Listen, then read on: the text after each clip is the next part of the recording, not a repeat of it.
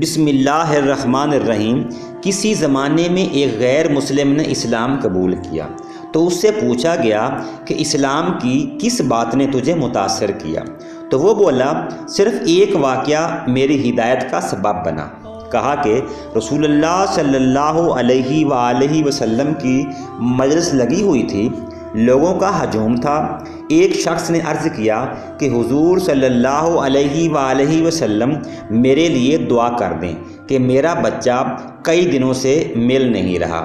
اس سے پہلے کہ آپ صلی اللہ علیہ وآلہ وسلم دعا کے لیے ہاتھ اٹھاتے، ایک شخص جو اسی مجلس میں بیٹھا تھا کہنے لگا کہ حضور صلی اللہ علیہ وآلہ وسلم میں ابھی فلاں باغ سے گزر کر آیا ہوں، اس کا بچہ وہاں بچوں کے ساتھ کھیل رہا تھا۔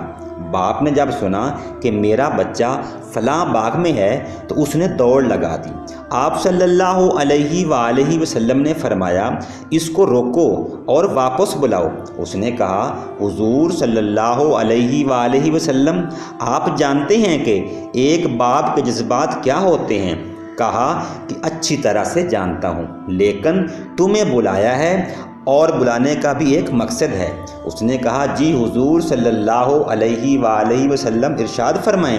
کہا، جب تم باغ میں جاؤ اور بچوں کے ساتھ اپنے بچے کو کھیلتا ہوا دیکھ لو تو بیٹا بیٹا کہہ کر آوازیں نہ دینے لگ جانا، جو نام رکھا ہے اس نام سے پکارنا۔ کہا، حضور میرا بیٹا ہے، اگر میں بیٹا کہہ کر بلاؤں تو اس میں کیا حرج ہے؟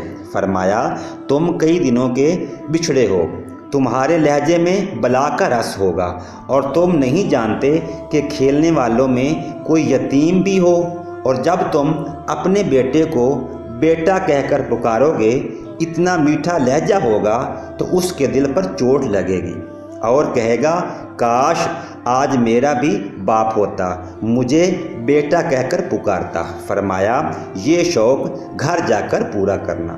آپ صلی اللہ علیہ وآلہ وسلم نے فرمایا، کسی بیوہ کے سامنے اپنی بیوی سے پیار نہ کرو۔ غریب کے سامنے اپنی دولت کی نمائش کرنے سے روکا گیا۔ حضور صلی اللہ علیہ وآلہ وسلم نے یہاں تک فرمایا کہ اپنے گوشت کی خوشبو سے اپنے ہمسایوں کو تنگ نہ کرو۔